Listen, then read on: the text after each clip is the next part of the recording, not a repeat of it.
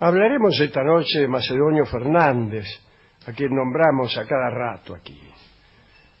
Macedonio nació en 1874 en Buenos Aires, murió en 1952, cursó estudios jurídicos y alguna vez llegó a litigar incluso. Fue secretario de un juzgado federal en Posadas y en 1897 fundó en el Paraguay, junto con Julio Molina y Bedia y Julio Muscari, una colonia anarquista. Ese es un emprendimiento. Sí. Bien. Fundó una colonia anarquista y se inscribió en la lista de aquellas personas como Etienne Cabé, como tantos que fundaron utopías. Duró lo que suelen durar estas cosas, un rato. Yo creo que esto es un chiste, que es mentira, que llegó a fundar una colonia anarquista, pero bueno, siempre en todas las biografías de Macedonio dice esto, sí, que fundó una colonia anarquista en el Paraguay. Se casó en 1900 con Elena de Ovieta, tuvo hijos, fue amigo de Lugones, de José Ingenieros, de Juan B. Justo, de Marcelo del Mazo, de Jorge Borges y de su hijo Jorge Luis. Y era un hombre de pensar. Parece que estaba todo el tiempo pensando. No era un erudito. Él despreciaba más bien la erudición, la consideraba una cosa vana, pero sí amaba pensar. Un día dijo que si él pudiera ir al campo y tenderse sobre la tierra y cerrar los ojos, y pudiera distraerse de las circunstancias, estaba seguro de poder resolver el enigma del universo. La actividad de este hombre era incesante, rápida, aunque tenía, según dicen, una forma lenta de exponer. Ni las refutaciones ajenas, ni las confirmaciones ajenas de lo que él decía le interesaban nada. Por ejemplo, un día atribuyó una opinión determinada a Cervantes. Sí. Entonces alguien le dijo que justamente en Cervantes se leía todo lo contrario. Y él le contestó, bueno, mire, esto lo escribió Cervantes para quedar bien con el comisario. O sea, no le importaba en absoluto el argumento ajeno. Y está bien, a mí me gustan esa clase de locos. Un día, esto tiene mucho que ver con nosotros y nuestra forma de comunicarnos entre nosotros. Un día hablaba con un tipo que estudiaba en Río Santiago, un cadete naval, ¿no? Y le dijo, Macedonio, ¿no? Le dice, ahí debe haber muchas personas que tocan la guitarra. Y el tipo le contesta, mire, yo hace un año que estoy allí y jamás he visto que nadie tocara la guitarra. Y Macedonio respondió, lo dicho, un centro guitarrístico notable. Acá nosotros utilizamos mucho ese lo dicho. Sí. Cuando entramos en un lugar y ocurre exactamente lo contrario, sí, sí, a lo que pensábamos, claro, decimos, lo dicho, sí, un gran centro guitarrístico. Macedonio era un hombre de una gran inteligencia y creía, a veces, que todos eran tan inteligentes como él. Entonces suponía que nadie podía equivocarse nunca. Por ejemplo, dicen que fue partidario de todos los presidentes, porque consideraba que el electorado no podía equivocarse, y seguramente votaría al mejor, creía él. Y así admiraba, sin haberlos leído, a muchos escritores como Larreta y Josué Quesada, y solamente porque todo el mundo los admiraba. Entonces el tipo decía, bueno, si todos lo admiran, estos tipos deben ser buenos. Y tenía razón, claro. Era capaz de estar solo, sin hacer nada, en largas horas de inacción. Una habilidad que hemos perdido. La gente se aburre con facilidad. Macedonio había acostumbrado a sus sentidos a no percibir lo desagradable y a demorarse en un agrado cualquiera.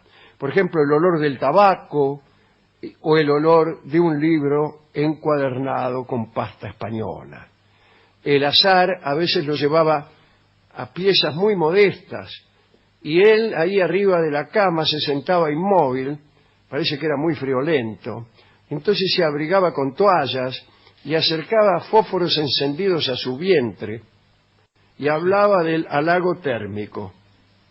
Acercarse un fósforo escondido a la panza era para él un halago térmico. Dormía vestido porque tenía frío y sostenía que la barba, que asegura una temperatura constante, era también una protección natural contra los dolores de muelas. Le interesaba mucho la dietética y las golosinas.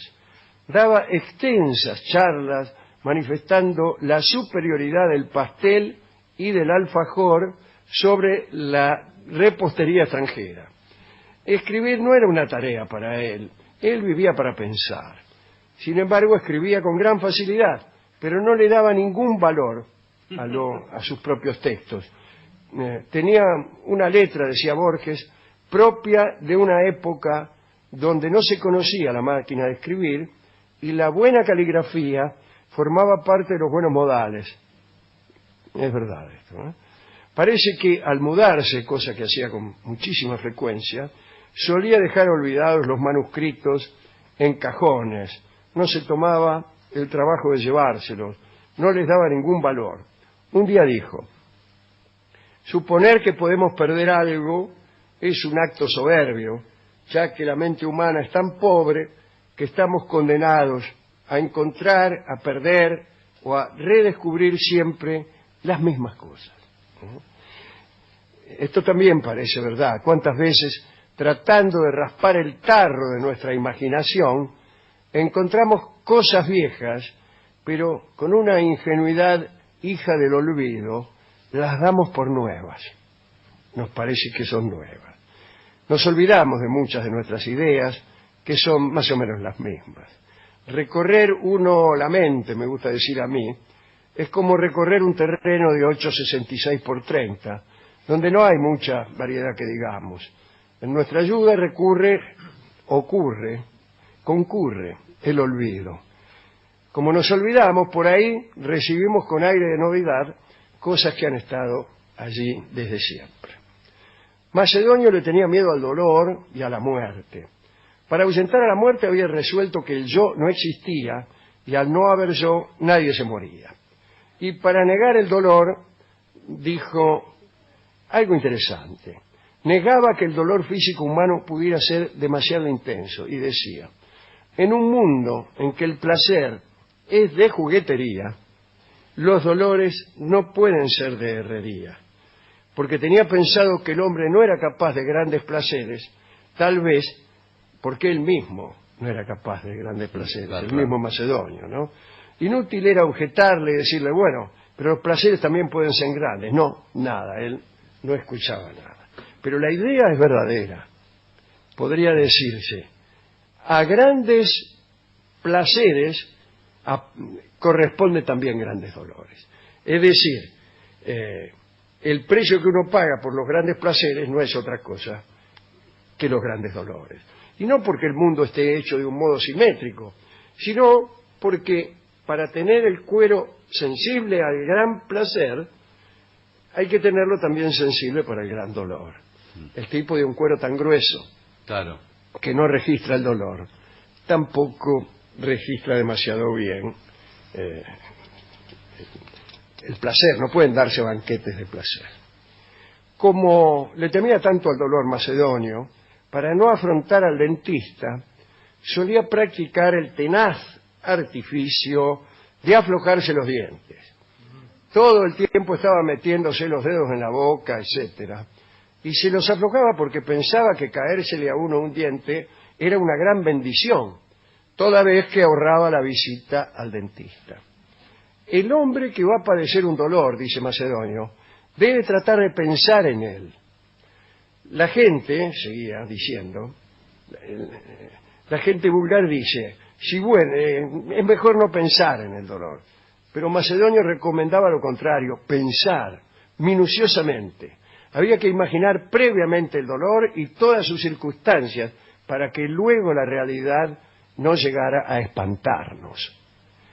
Así, cuando uno tenía que ir al dentista, ya que de dentistas estamos hablando, debía pensar minuciosamente en la sala de espera, en la puerta entreabierta, el saludo del dentista, el sillón, el instrumental, el olor de los antisépticos, las luces, la aguja de la inyección y finalmente en el desgarramiento final, todo con lujo de detalles.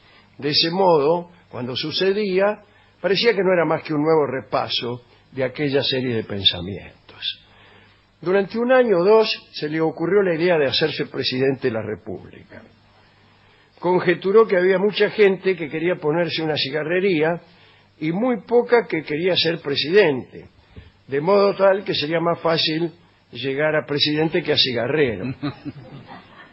Y entonces, como también tenía cierta fe en la publicidad, empezó a hacer cosas tales como dejar servilletas con su nombre escrito en las confiterías para que la gente se fuera familiarizando con su nombre. Pero en algún momento se cansó, perdió la fe. Nunca escribió mucho ni publicó mucho. Y la verdad es que después de conocer algunas de sus locuras y de sus retruques, sus obras nos parecen un poquito deceptivas. De todos modos, tiene algunas frases que ya son tópicos entre los aficionados. A mí la que me gusta es aquella definición del gaucho. Decía, el gaucho es un entretenimiento de los caballos. No, por favor. También, dice, cuando hablaba de las elecciones bravas de Valvanera, decía, aquellas sí que eran elecciones bravas. Todos los habitantes de Valvanera hemos muerto en esos comicios. Borges contaba una cosa muy enternecedora y muy poco difundida. Borges fue amigo de Macedonio, que era, por cierto, mayor que él. Y cuenta que él esperaba, Borges, ¿no? Esperaba el sábado, que era el día en que iba a conversar con Macedonio, ¿no?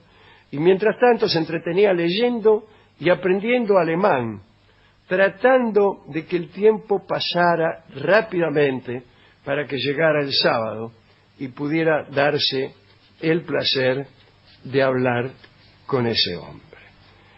Qué bien contado eso, ¿no? Eso de desear uno que el tiempo pase rápido cuando está esperando algo muy deseado. Pero contaba que una vez muerto Macedonio, empezó a pasar como cuando muere una persona famosa. Personas que decían haberlo conocido, claro, y en realidad no lo habían conocido.